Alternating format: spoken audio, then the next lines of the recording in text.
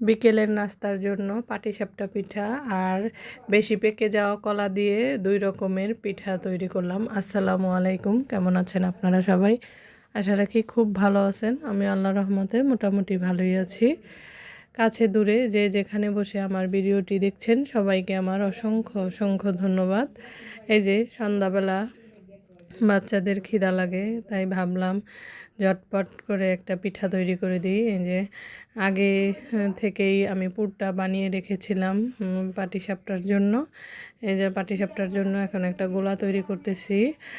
এখানে সামান্য লবণ আর চিনি দিয়ে পাতলা করে একটি গোলা তৈরি করে নিচ্ছি। আর অপর সাইডে আমি বেশি পাকা কলাকে চেটকিয়ে নিয়েছি। সেই কলা দিয়ে আমি 2 রকমের পিঠা বানাবো। আজকে একসাথে 2 রকমের পিঠা বানাবো।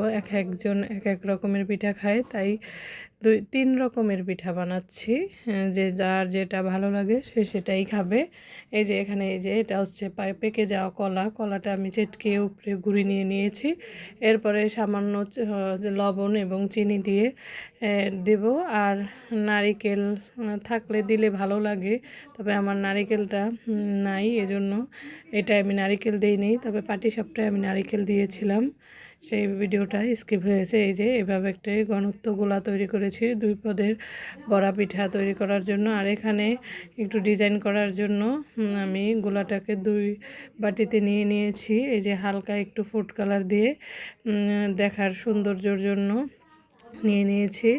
এই যে একটি ছোট সসের বোতলে ভরে নিয়েছি। আর এখানে এক ঘ্যাসে আমি বড়া পিঠার জন্য ছোট ছোট করে দিয়ে দিয়েছি। অপর দ্বিতীয় চুলায় আমি আবারও একটি পাটিসাপটার জন্য প্যান বসিয়ে প্যানটা গরম করে নিয়েছি। এখানে আমি সেই কালার করা মিশ্রণটা আগে দিয়ে দিচ্ছি। এরপরে দিয়ে দিচ্ছি আমি সাদা গোলাটা দিয়ে আমি এটাকে ঘুরিয়ে গোল আকারে করে নেব। করে তারপরে যখন হয়ে যাবে, সেদ্ধ হয়ে যাবে, তখনই আমি এটার ভিতরে পুরটা দিয়ে দেব। এই যে পুরটা দিয়ে এক সাইড করে আমি বটে নেব। এইভাবেই আমি পাটিসাপটা পিঠাগুলো সব এক এক করে বানিয়ে নেব। এই যে দেখেন, মাশাআল্লাহ, আমার পাটিসাপটাটা খুব সুন্দরই হয়েছে। আর এখানে আবার তেলের পিঠা বানাইতে নিয়েছি। এই যে 4-5টা তেলের পিঠাও হয়ে গেছে। এটাও কিন্তু বড়া কলা দিয়েই বানিয়েছি। আপনারা চাইলে ফেলে দেওয়া কলা দিয়ে এভাবে বানিয়ে নিতে পারেন। বেশি পেকে গেলে তো কলা খেতে মজা লাগে না, তাই এই ধরনের পিঠা খেতে কিন্তু অসম্ভব মজা। একবার হলো ট্রাই করে দেখবেন।